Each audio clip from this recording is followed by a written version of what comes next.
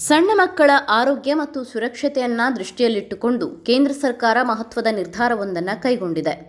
4 ವರ್ಷಕ್ಕಿಂತ ಕಡಿಮೆ ವಯಸ್ಸಿನ ಮಕ್ಕಳಿಗೆ ಕ್ಲೋರ್ಫೆನಿರಮೈನ್ ಮಲೇಟ್ ಹಾಗೂ ಫಿನೈಲೆಫ್ರಿನ್ ಹೈಡ್ರೋಕ್ಲೋರೈಡ್ ಅಂಶಗಳನ್ನು ಹೊಂದಿರುವ ಫಿಕ್ಸ್ಡ್ ಡೋಸ್ ಕಾಂಬಿನೇಷನ್ ಔಷಧಿಗಳ ಬಳಕೆಯನ್ನು ಸಂಪೂರ್ಣವಾಗಿ ನಿಷೇಧಿಸಲಾಗಿದೆ.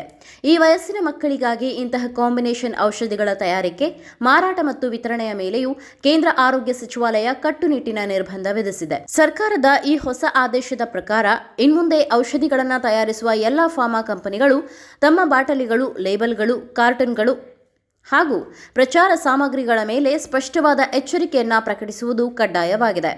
ಈ ಫಿಕ್ಸ್ಡ್ ಡೋಸ್ ಕಾಂಬಿನೇಷನ್ ಔಷಧಿಯನ್ನು 4 ವರ್ಷಕ್ಕಿಂತ ಕಡಿಮೆ ವಯಸ್ಸಿನ ಮಕ್ಕಳಿಗೆ ಬಳಸಬಾರದು ಎಂಬ ಎಚ್ಚರಿಕೆಯ ಸಾಲುಗಳನ್ನು ಎದ್ದು ಕಾಣುವಂತೆ ಮುದ್ರಿಸಬೇಕಿದೆ.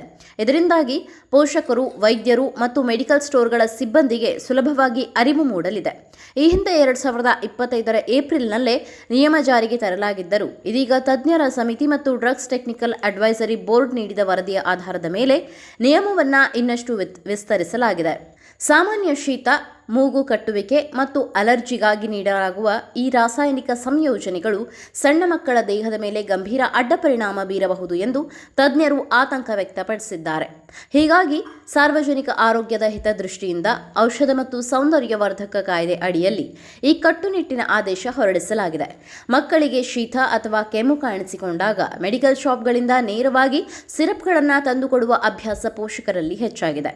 ಆದರೆ 4 ವರ್ಷದೊಳಗಿನ ಮಕ್ಕಳಿಗೆ ಅನಗತ್ಯವಾಗಿ ಸಂಯೋಜಿತ ಔಷಧಿಗಳನ್ನು ನೀಡುವುದು ಅಪಾಯಕಾರಿ.